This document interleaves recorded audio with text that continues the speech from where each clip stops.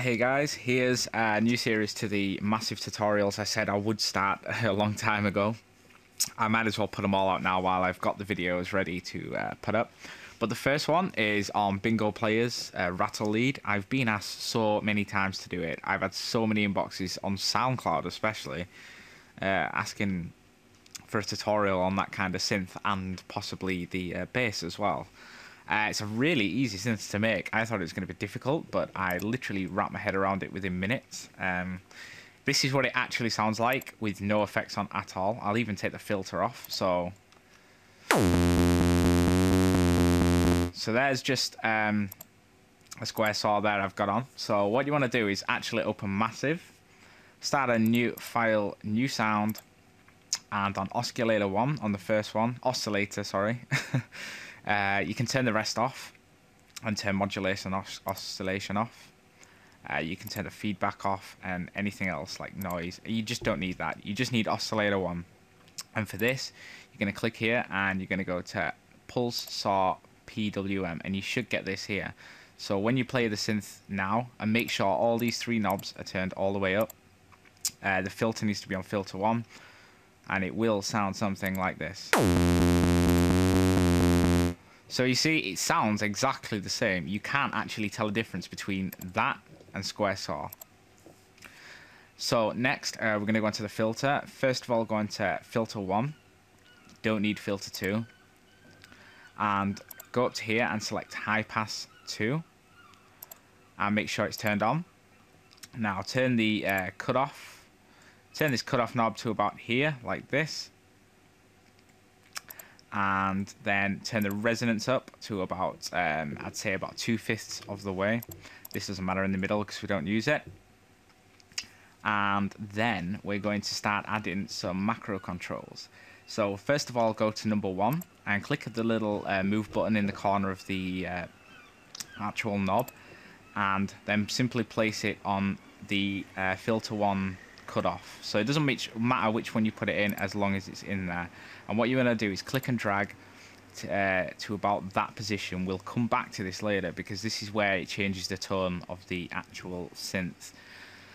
Now on the effects, let's head over to chorus and turn chorus on, and just basically copy these settings. You don't really need to change much, just make sure the dry and wet is like quite far down. Next, go ahead and add some reverb. And don't let this confuse you here, these little yellow macro scary things. You know, you just need to basically copy the knob controls here. Obviously, this one's turned about 1/3 of the way up, so is this one. The density is halfway, and the color is about 4/5 turned up. After that, go into EQ and turn EQ on, and you don't need to touch anything, but turn the frequency up and turn the high shelf up too. Next, go back to your chorus, your reverb on here, and this is just to make the synth sound much wider. Basically, in the macro controls down here, click on the little arrow and place it in this box here, and then do the same again and put it in the size box here, and just turn, like I said, click and drag the number 2 and just turn it up a little bit to about the positions I've left them in there. After that, that's the synth pretty much built, but we're missing one more thing, and that's the 2 little inserts down here called S Shaper. It's actually called the Sine Shaper. So if you go into here and click Sine Shaper, you'll see we have these 2 dry wet knob and a drive knob. Now, I'm not actually sure why I've got it on both, but I do think it makes a difference. We'll try it with just one. So let's play the synth now.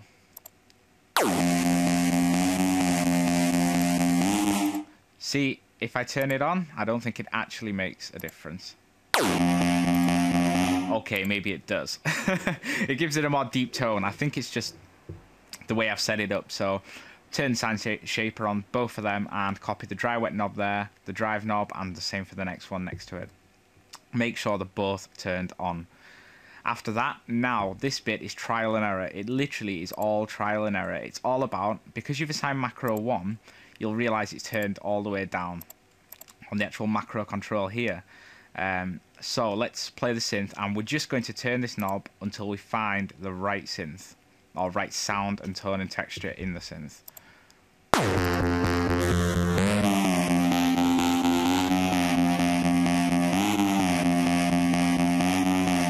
And there you go. That is it.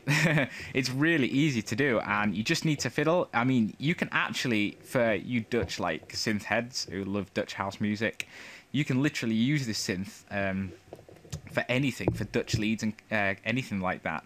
I've got another macro down here on the release, and that's in envelope 4 here. So if I want a longer release on my synth, I can just simply, you know, I can modulate that knob, and the release will be much longer. But yeah, for Dutch people who love Dutch house and stuff, you can really play with that tone.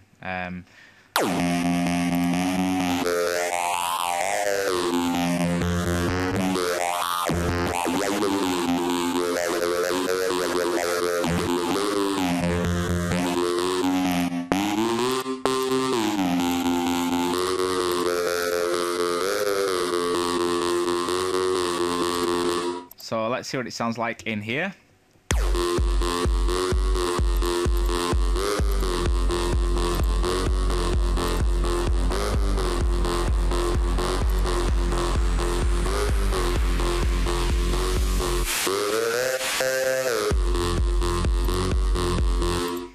Now you'll notice it doesn't. It sounds a bit blunt towards the end there on, you know, on this section here. So what we can do is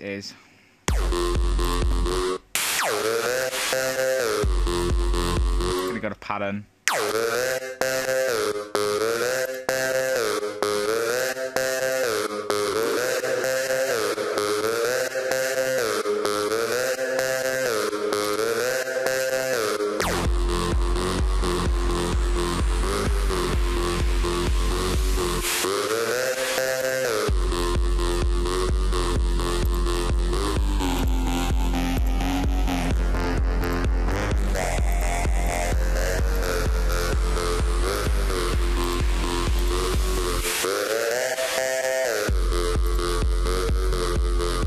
So yeah, that is it. That's practically the tutorial done, because it's, you know, that's what people are asking for, the bingo player synth. Also, I forgot to mention on filter 1 here, you'll see high pass 2.